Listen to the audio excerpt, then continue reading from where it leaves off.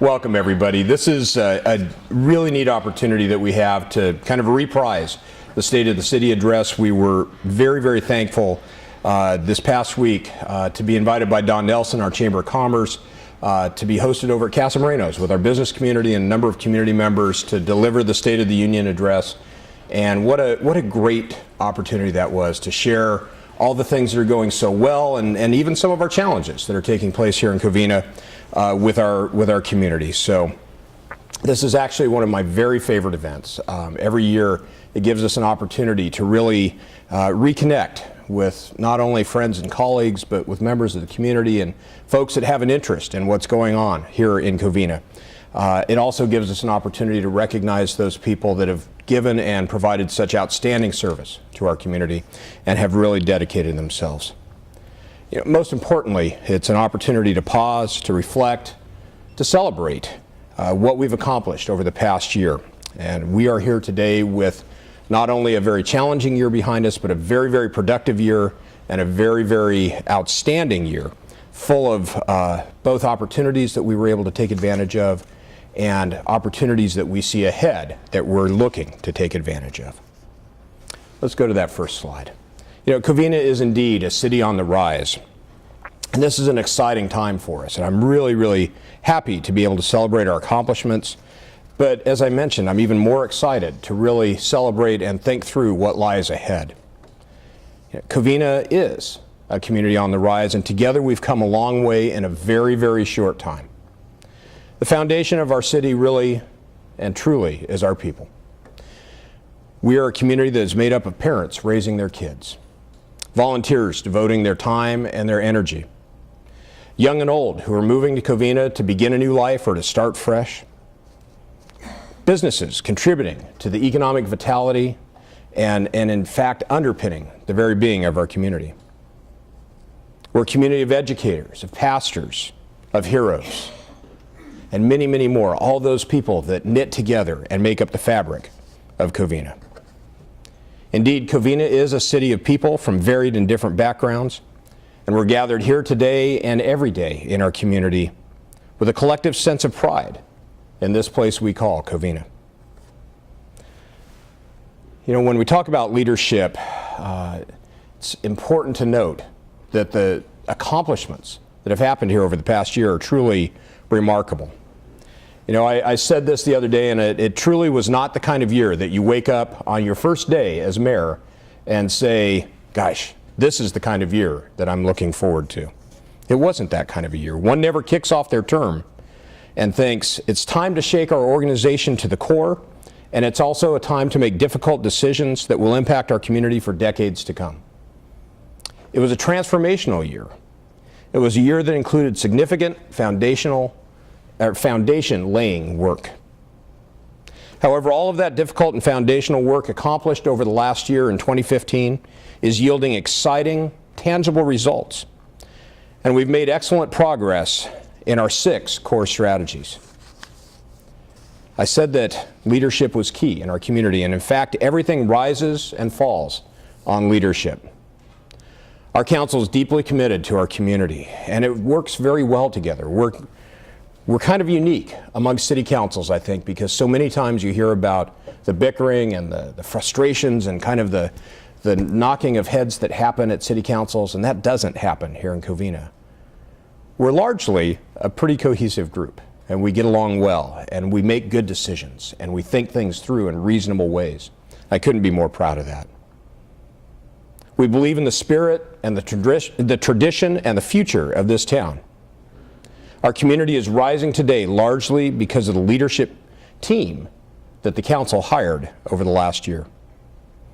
Their commitment to working with the City Council on the strategic plan and addressing key issues proves that this city is moving forward, and indeed we're not looking back. The beginning of 2015 marked a period of significant change in our city's leadership.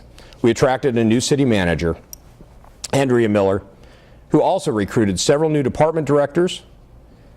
Andrea is a dedicated, creative individual who is the very model of experience and can-do that we were so very, very badly needing here. She's brought energy, righteous and smart change, and directional corrections to our local government. As we recruited to fill critical positions, we looked for executives with proven expertise, people who own that t-shirt that says, "I've been there, I've done that." Strong professionals. They're now in these roles, and they're helping our city get to the next level. Each of the new directors was hired following an extensive outside recruitment, and each brings to the table an unparalleled level of professionalism, extensive experience, training, and technical knowledge. And I'm going to walk through the list of folks that we've brought on board this past year just to give you a sense of the level of change. Our new Director of Human Resources and Risk Management is Danielle Tellez. Danielle is implementing best practices in risk management, employee training and development, and even in recruitment. Our new Public Works Director, Siobhan Foster, is addressing maintenance issues that have been deferred, quite honestly, for many years. She's developing long-term capital improvement plans and pavement management strategies and establishing a high standard for the care of all city facilities. Community Development Director Brian Lee, who hails from Covina, is working to ensure the development and the building process is both user-friendly and encourages rather than discourages investment in our community. Our Interim Director of Finance, Dennis Swink, is revising the city's budget process and all of those documents that go along with the budget to promote transparency. He's implementing long-term financial planning tools that are designed to ensure resources are available to meet both service demands, to be able to establish internal controls, and to position our organization to attract highly skilled individuals, both within the finance department and outside. He's also tasked with helping to find a permanent finance director that will serve us well for many years to come. We have a new city attorney, Candace Lee. Candace has brought strong legal counsel to our leadership and has shown the grace, strength, and wisdom that a truly fine attorney can bring to any situation or challenge. We are tremendously thankful that we have Candace as a member of our team. She has brought so much to us. You know, these new executives are joined by two individuals that have not only proven track records, but dedication and long tenure here in Covina. People who have many years of experience and proven track records of success right here in our community. Of course, the first of those is our longtime Police Chief, Kim Rainey, who after an entire career of serving this great community has announced that he'll be retiring in the coming year after helping to find someone that will love and serve this community with the same vigor and dedication that he has. And of course, our Parks and Recreation Director, Amy Hall McGrade. She's also spent her entire career here in the service of our citizens. She shares a love and expertise with and for this community at every single turn. We couldn't ask for a more dedicated professional than in Amy. Each member of this executive team has a breadth and depth of knowledge and expertise, which is just exactly what we as a community need. Our executive team is complete, it's symbiotic, and it's functional. We're proving that old adage that truly the whole is greater than the sum of its parts. Let's go to our next slide. You know, within City Hall, we're setting a tone of collaboration, and when we work together, when we trust and we respect one another, when we come together and share ideas, when we listen to concerns, develop compromises, and create a shared vision, we can and do absolutely achieve great things. This council and the leadership team are united around a common sense plan for a more prosperous future in our town. We're in the midst of helping Covina become a truly world-class city while retaining our small town charm, our strong community-centered values, and our sense of being and place that make Covina so very special. In August, the council embarked on a series of strategic discussions that established a mission for the organization, a vision, and a set of guiding principles or values that guide our actions. A clear statement of where the city is going and how it intends to get there was established. This unites all 5 of us on the council in a common purpose and gives clear direction to our leadership for the way forward. These important discussions ensure that there is alignment in the City Council's vision and the expectations are set for the community and the city as an organization. They build upon the city's strengths, they position the city to take advantage of opportunities, and to build on the fact that Covina is a great place to live, to work, and really to invest. These discussions also formed the basis for our core strategies and set the multi-year goals that guide decisions, objectives, and strategies for each and every goal, and provide a plan for implementation and especially for accountability. The 6 core strategies that were identified and adopted by the City Council include these: provide a safe and secure community. That's core, that's at the very heart of what we should be doing as a city.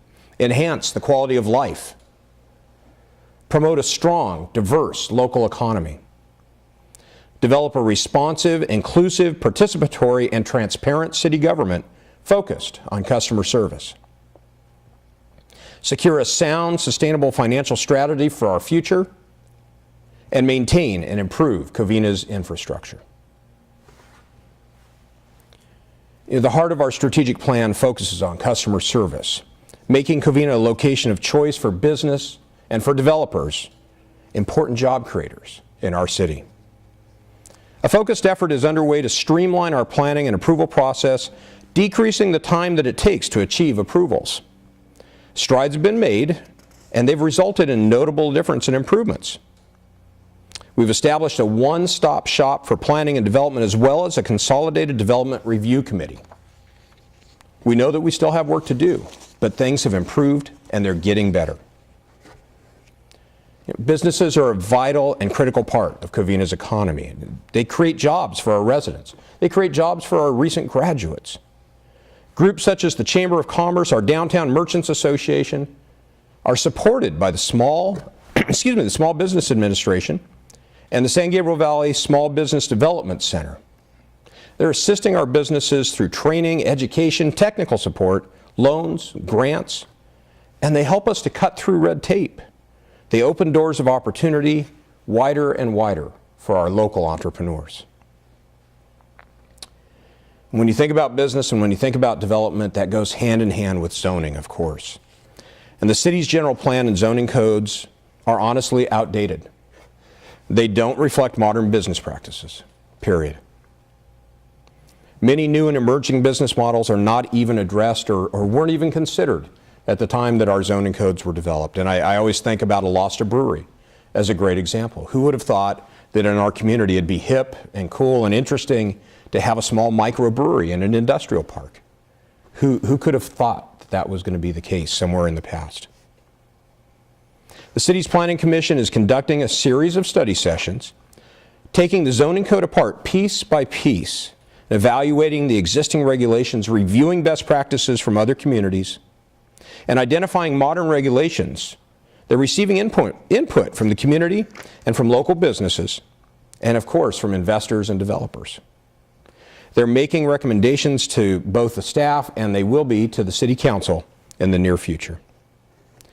These updated codes that we're discussing and thinking through right now will enable the city staff to evaluate new potential businesses and find a way to say yes to new business interests in our community that bring much needed revenue to the city and create jobs. At the same time, we're reviewing regulations and permits that impact business operations to eliminate conflicting provisions and ensure that regulations are reasonable and they're clear. We're working to ensure that existing businesses have local access to regional resources, much as I talked about earlier with training, staff development, loans, technical support, all those kinds of things that are offered through the small business development centers. Those are critical to us. No community can move forward without some type of development. And this fresh customer-centric approach to community development that I've been discussing and the planning process is already achieving results. More than 200 new businesses opened in Covina in the year 2015. 200 businesses, that's phenomenal. Let's stop and celebrate that for a minute and think about that. 200 businesses that bring jobs, tax revenue, economic vitality to our community. That's a phenomenal success that we can be very, very proud in. Thanks to the addition of these new businesses and an improved economic climate, the city's sales tax revenue has grown at an average of 6% per year over the past 3 years. That's compared to an average of 4% for California as a whole.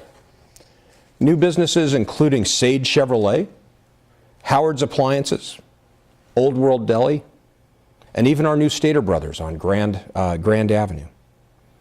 I can't get into the specific amounts of sales tax that are generated by any one of these businesses because that's confidential.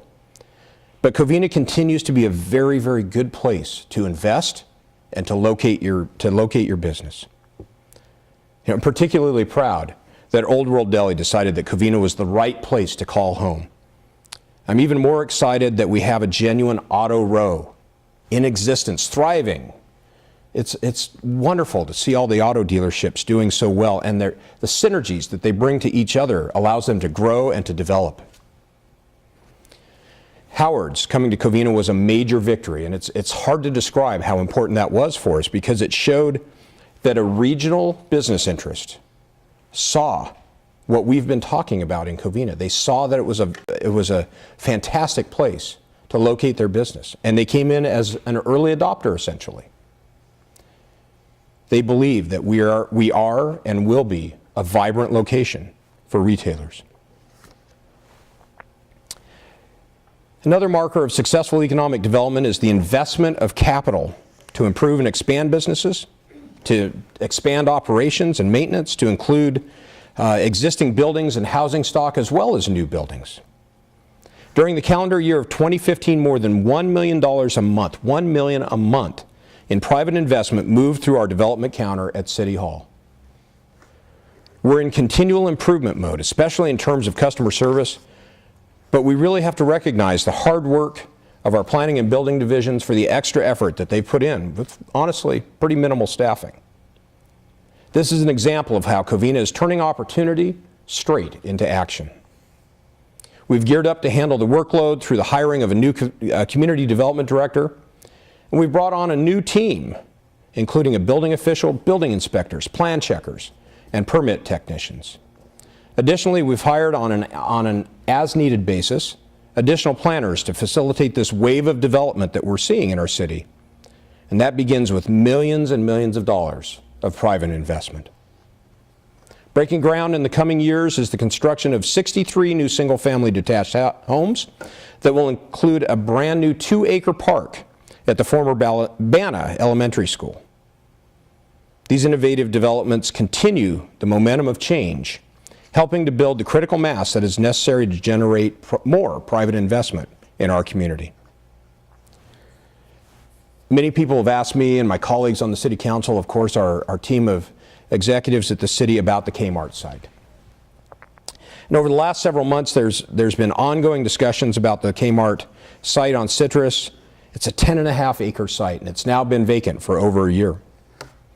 The building, unfortunately, has become attractive to the homeless and vandals, and the site is relatively overgrown with weeds. But the good news is that MLC, which is a wholly owned subsidiary of Meritage Homes, acquired the property. And the city and Foothill Transit have entered into a memorandum of understanding to develop this site in a public-private partnership. There's a lot of work that remains to be completed on this.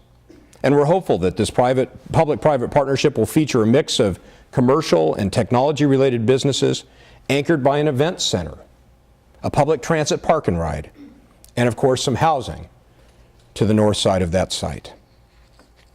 Research tells us that the expectations of empty nesters and millennials are creating new opportunities in the housing arena. Indeed, the demand has changed for what type of housing makes sense to our younger residents. What Debbie and I raised our kids in terms of a single-family home may not be so attractive to those young millennials that want to ride the train to work, come home, have no lawn, have no property, but a townhome where they can come and enjoy, walk downtown, eat dinner, and enjoy that kind of semi-urban downtown environment. Characteristics they're choosing when they think about where to live include access to multifaceted transit networks. We have the Metrolink, and if we include that park and ride with Foothill Transit, that's even another aspect that makes us more attractive. Multiple housing options, walkable communities like our downtown, a stimulating downtown style environment with lots of restaurants. We have all those things right here in Covina, and we have much, much more. Our long-term planning efforts have to focus on meeting the needs of the next generation and those looking to downsize and connect. There's plenty of opportunities here in Covina to do exactly that.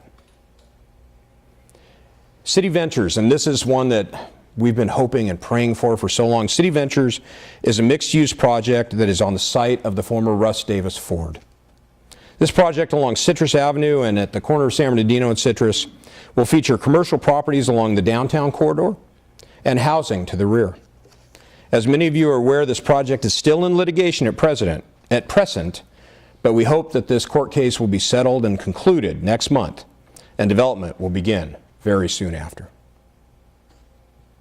There's a number of other exciting projects on the horizon, and I can't really tell you a lot of specific details about those because there's a lot of negotiations taking place. But let me take a moment just to give you a glimpse of some of the exciting things that are actually shaping up. How many of you grew up drinking VitaPack products because you were from Covina and so were they? VitaPack, the largest producer of juice concentrate serving nearly 15 countries, has listed its 8.5-acre site on Branca for sale. The sale of this site for development affords an exciting opportunity to dramatically change the landscape of that area, linking this site to downtown and creating an attractive frontage, highlighting the opportunities in Covina for nearly 6,000 passengers who pass through our town every day on the Metrolink trains. I say this truly with great joy that VitaPack chose to remain in Covina for their corporate headquarters. They located their administrative offices at the corner of 2nd and Badillo in a very, very visible site, and I couldn't be more thankful for that. They're an important part of our rich history. They owned one of the first packing houses, and they were truly one of the first citrus processors in the region. We're so pleased that they're going to remain here, maintaining their historic presence in our community. And the Albertson site on Azusa, we've had so many discussions about the Albertson site on Azusa. The new ownership group that has purchased that property is motivated, truly motivated, to develop that site in a way that benefits our community. A new restaurant that I think you will truly enjoy, even though it's not Steak and Shake, has signed a letter of intent. That was a joke, come on, help me. Has signed a letter of intent, and the city staff is working with the owners to attract other potential commercial users to that site. It's exciting to see what's taking place there at the Albertson site. Now let's talk about workforce development for just a moment. Economic development has to go hand in hand with workforce development. We have to be able to provide skilled labor and appropriate levels of professional support for existing businesses throughout our community. We can't expect businesses to grow if we're not providing well-suited employees, and we have to continue to work with our local schools and institutes of higher education to ensure that we're creating those kinds of opportunities. An exciting example of this kind of project that might take an underutilized vacant storefront in the downtown area and transform it into a place where Covina Valley students can learn small business skills in a real-life setting is shaping up right now. Think about it, students operating and essentially owning a business, learning those real-world entrepreneurial skills. That's the kind of thing that we do here in Covina. Covina Valley Unified School District is very, very interested in moving forward with this, and they are working with one of the local property owners to help facilitate this. This could help us to fill a void in our downtown and truly to help with the education of our great local students. Infrastructure investment. This is so important to us. We're investing more and more in our streets, in our sidewalks, in our parks, our library, and indeed in our city hall even. Providing the infrastructure for people to get to work through walking, biking, public transit, and streets boosts our local economy. Traffic congestion costs businesses through lost time that employees are stuck in traffic. Businesses see tangible benefits when we improve access and improve the infrastructure. The investment that communities make in maintaining their public infrastructure also stimulates far greater private investment. We've heard from one local developer time and time again that he loves to see newly paved streets because it shows a community that both cares and wants to invest in that business environment within that town. We're finalizing a 5-year pavement management plan right now that will, we hope, upgrade all of the city's streets in a very, very short time. There's a price tag, of course, that comes with that, and we anticipate we'll know what that looks like in the coming months. We're going to need to be creative in identifying potential funding sources to make this project a reality and to find ways to ensure Covina's infrastructure receives the care that it needs. Once that plan is completed, information will be available on the city's website so community members just like you can determine when and where work will be completed in their area, and you can talk to us about what it is that we're planning. You know, we've talked a little bit about public facilities, but in the past, a strong local economy involved attracting large companies by offering inexpensive locations and a cheap labor force. The qualities of a particular place truly mattered very little. People migrated to where the jobs were. That paradigm has changed. Now communities with lively destinations and business districts, cultural and recreation attractions, a great sense of place, open space, a deep sense of community pride. Those are the places that are providing an advantage to businesses that want to move there. Places that have public transportation, places that are easily reached by walking. Quality of life has become a key economic driver in our region. More factors like quality health care, cultural institutions, vibrant public spaces, recreational opportunities are all crucial in attracting a skilled labor force and desirable employers. Think for a moment about our great Center for the Performing Arts right here in downtown Covina. They have so many concerts and cultural events and the festivals that span our parks and our downtown through our recreation department. All the kinds of things that take place each and every year. Thunderfest, the summer concert series.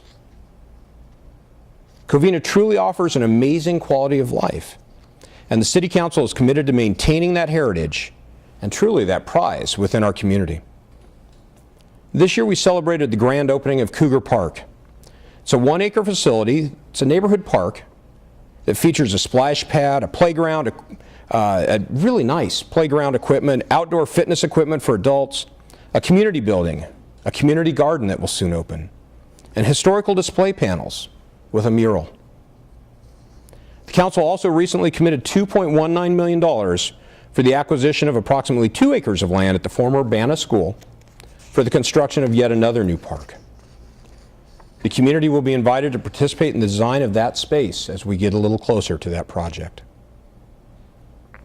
We continue to review, identify, and evaluate potential locations for a new community and senior center. And we're looking at improvements for other recreation facilities as well, all with the goal of creating more open space and attractive gathering areas through an open and collaborative process with our community. Let's talk about downtown for just a minute. Downtown Covina is one of the most charming and unique areas in our community. In fact, anywhere in California, cities from across the nation come and look at downtown Covina with envy, quite honestly, and wish that they had the mixture of restaurants and activities, the Performing Arts Center, that we have right here in our downtown. It has a tremendously strong sense of place that virtually every other town in America just really dreams about. The preference for walkable neighborhoods is increasing as today's young college graduates flock to downtowns. They want to be close to work or job centers, or at least be able to touch that public transportation that I talked about earlier that's so important. This is one of the ways that we create a workforce that further adds to our local economic growth. And it's not just sidewalks, it's also bike paths and design elements such as street trees. They all combine to create this sense of place and add value to neighboring properties and increase property taxes. Development opportunities along Citrus are critical as we work to get people off the Metrolink trains and bring them into our downtown, encouraging them to walk around, to take advantage of the unique restaurants and shops.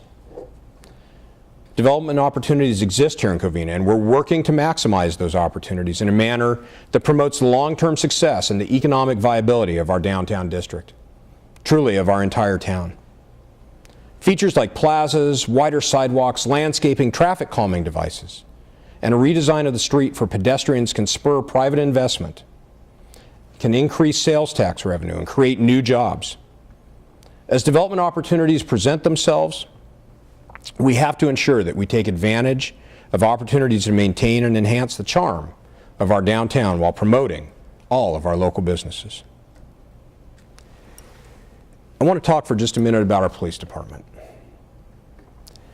And we have to continue to aggressively address crime in our community. We have to send a message that's loud and clear and heartfelt that criminal elements are not welcome here in Covina. You know, when police officers and community members know each other, like they do here in Covina, when police know the neighborhoods and they know the people, like they do here in Covina, when they build trust and relationships, like they do here in Covina, we send a message that crime will not and is not tolerated. Relationships and building trust, this is the heart of what we do to fight crime here in our community.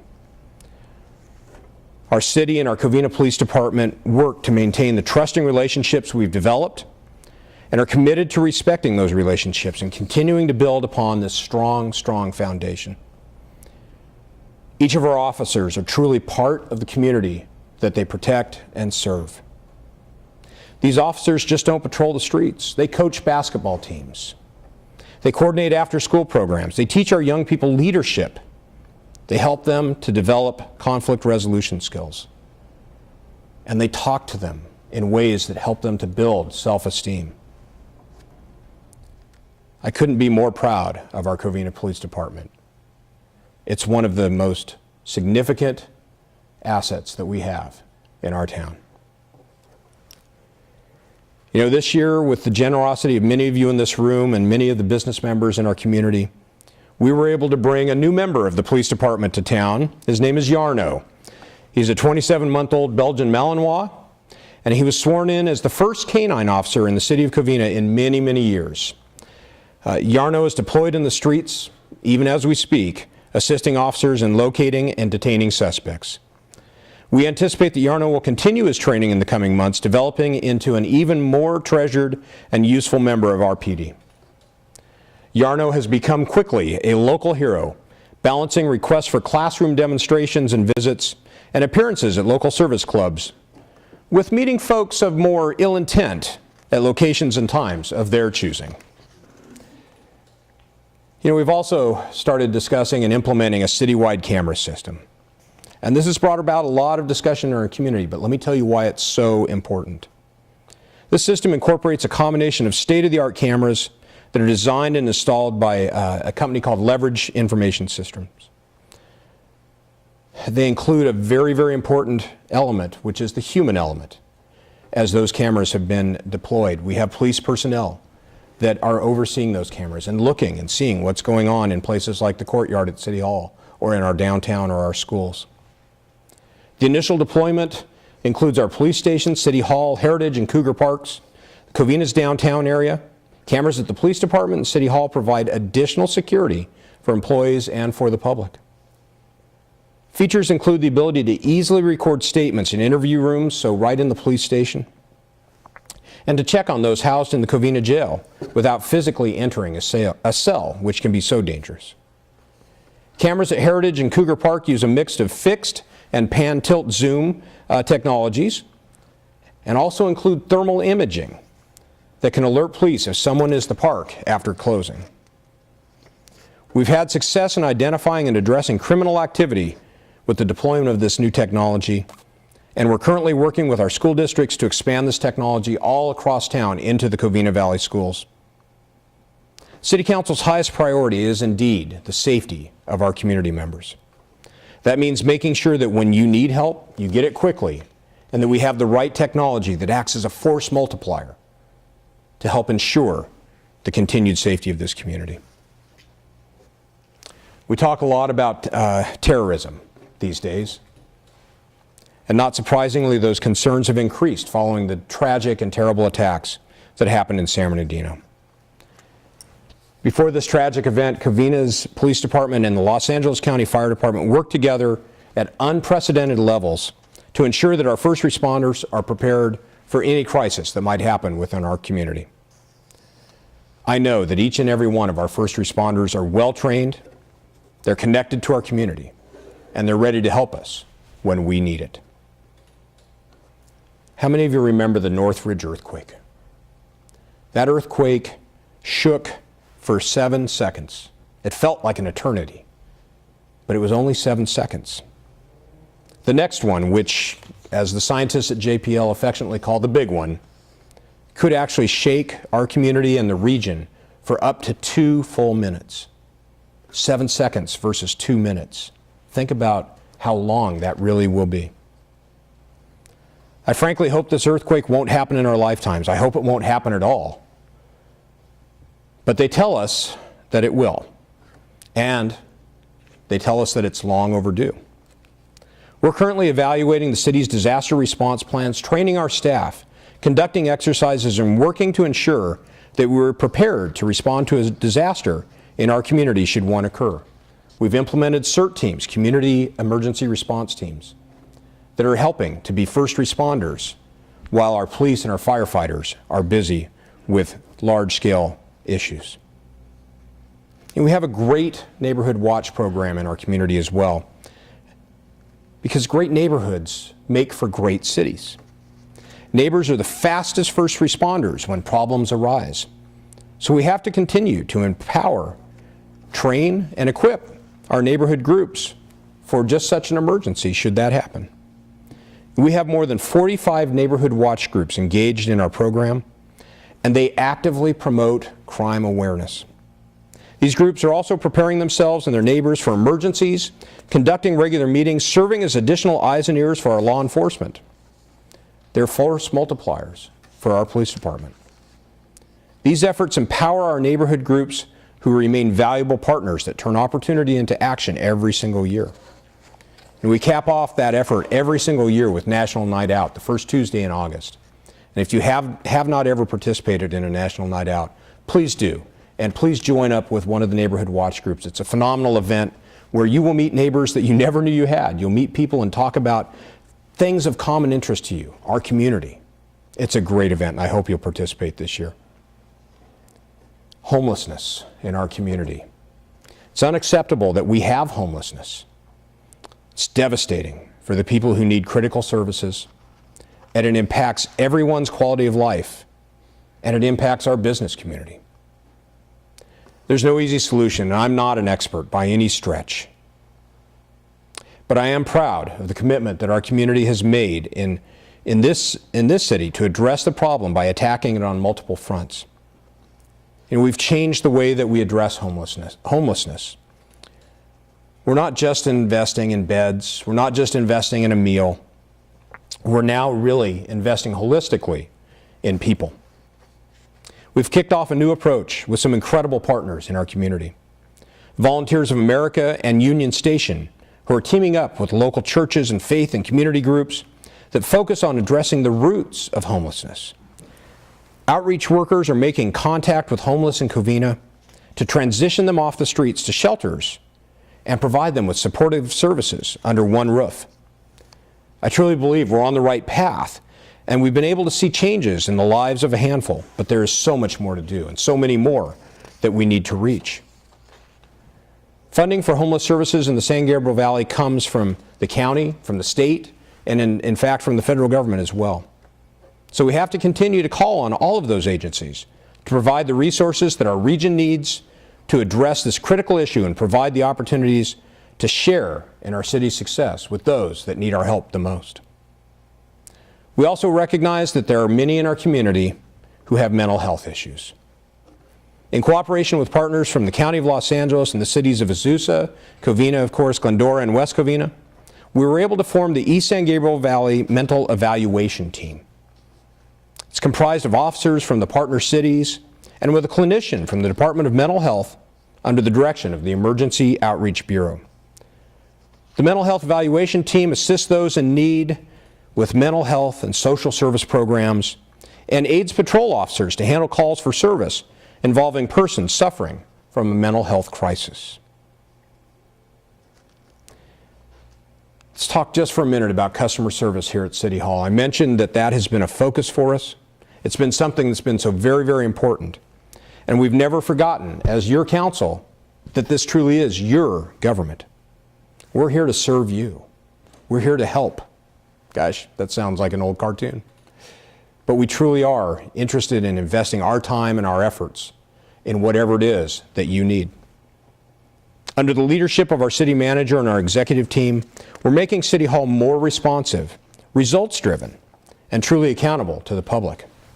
A new reception area is being created in City Hall, and this new area will be staffed by a city employee who will receive visitors to City Hall, identify the reason for their visit, and direct them to the appropriate employee. This will avoid visitors wandering the hallways looking for the correct place in City Hall to obtain the service that they need.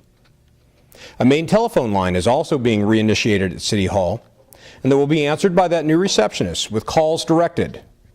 While callers will still be able to reach city departments directly, and if they have the telephone numbers and prefer to do this, they certainly can. But if they're not familiar with the organization, or they don't know what department is responsible for the issue they're inquiring about, they can call that main line.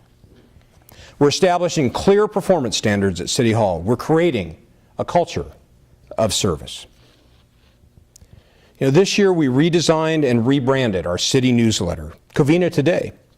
To enhance the readability of the publication, the content was expanded to include relevant and timely information on city programs and indeed on services, and we're able to increase the frequency of distribution from 3 times per year to 6.